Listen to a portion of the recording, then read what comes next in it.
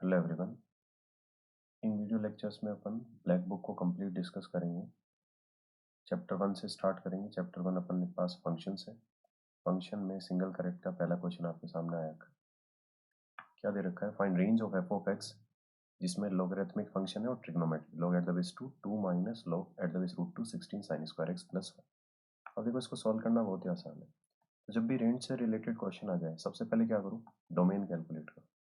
Domain का मतलब होता है अलाउड इनपुट, कि उसमें क्या क्या वैल्यूज ऑफ इंडिपेंडेंट वेरिएबल रख सकते हो। तो लॉग के अंदर सबसे पहले अपने पास लिखा हुआ है, ये सबसे पहले वाला लॉग लिखा है 16 sine square X plus 1 greater than 0। ये होना चाहिए कंडीशन, क्योंकि लॉग के इंटीरियर में कभी भी नेगेटिव नहीं हो सकता और जीरो भी नहीं हो सकता। तो यहाँ से साइन स्क्वायर एक्स क्या है? Greater than -1/60। हमें पता है स्क्वायर क्वांटिटी नेगेटिव से तो बड़ा ही होता है, इसलिए ऑलवेज करेक्ट है। तो यहाँ से हमें कोई दिक्कत नहीं, अपन कह सकते हैं एक्स बिलोंग्स टू रियल आएगा इसको सॉल्व कर।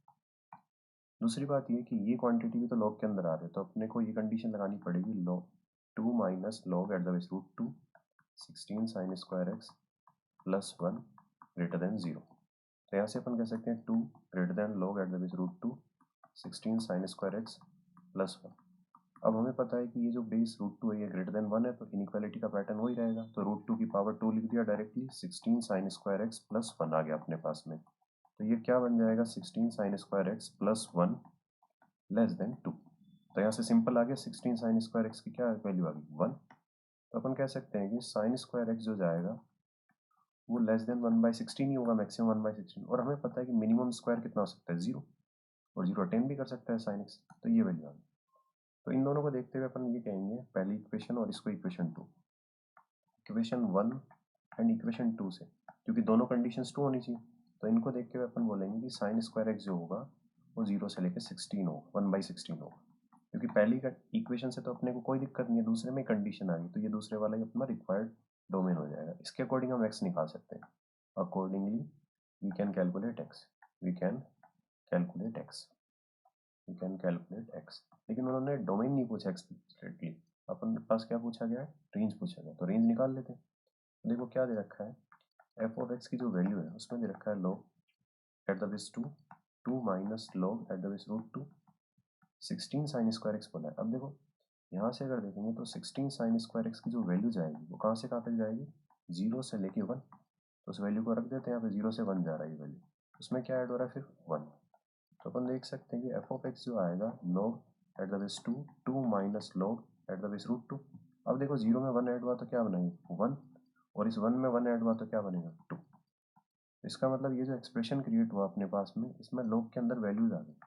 तो F of X equals to log at the base 2 minus, अब देखो रूट 2 एक नंबर है जो ग्रेटर देन 1 है, इसका मतलब लॉग का ग्राफ इंक्रीजिंग होता है। तो जो इनपुट का पैटर्न होगा वही आउटपुट का पैटर्न होगा। तो लॉग 1 की वैल्यू 0 हो जाएगी, और log 2 at the base root 2 ये 2 होता है। हमें पता है रूट 2 की पावर अगर 2 लगाओगे तो 2 बनेगा। तो अब इसको सॉल्व करना तो आसान है। एफ ऑफ एक्स क्या आ गया? log eight the base 2 minus 0। देखो 2 में से कुछ सब्ट्रैक्ट हो रहा है और मिनिमम सब्ट्रैक्ट हो रहा है, तो ये मैक्सिमम साइड लिखा जाएगा। और 2 में से ये 2 सब्ट्रैक्ट हो रहा है, तो मैक्सिमम सब्ट्रैक्ट हो रहा है, तो मिनिमम साइड लिखा जाएगा। तो अपन क्लियरली कह सकते हैं कि log 2 के अंदर जो इनपुट है वो 0 से 2 जा रहा है। अब ग्राफ बनाओ log का। log एट द बेस 2 है, 2 हमें पता है क्या होता है, 2 जो बेस है वो ग्रेटर देन 1 है, तो इसका मतलब इंक्रीजिंग टाइप का ग्राफ बनेगा। ऐसे ऐसे इंक्रीजिंग टाइप का ग्राफ बना लिया, ये आ गया इसका ग्राफ मान लिया। ठीक है, ये ग्राफ बन गया। अब हमें पता है कि ये जो वैल्यू होती है यहाँ पे, ये वैल्यू ये 1,0 होती है, क्योंकि 1 पे log की वैल्यू 0 होगी, तो 2 यहाँ पे कहीं होगा, 2,0 मान लो। तो अपन को 2 तक जाना है, तो 2 मतलब ग्राफ की यहाँ तक वैल्यू आएगी। ऐसे देख सकते हो, क्योंकि जो वैल्यूज आती है वो वाई एक्सिस पे प्लॉट होती है। जितनी भी वैल्यूज आएंगी वाई एक्सिस पे प्लॉट होंगी। इसका मतलब जो ग्राफ आएगा, ग्राफ की रेंज देख सकते हो, वो माइनस इन्फिनिटी से आएगा ग्राफ, और कहाँ तक आएगा? इस पॉइंट तक। ये वाला जो पॉइंट था टॉप मोस्ट पॉइंट, जो 2 के करस्पॉन्डिंग अटेन कर रहा है वैल्यू। 2 के करस्पॉन्डिंग वैल्यू देखो कितनी आएगी? log 2 एट द बेस 2 कितना होता है? 1।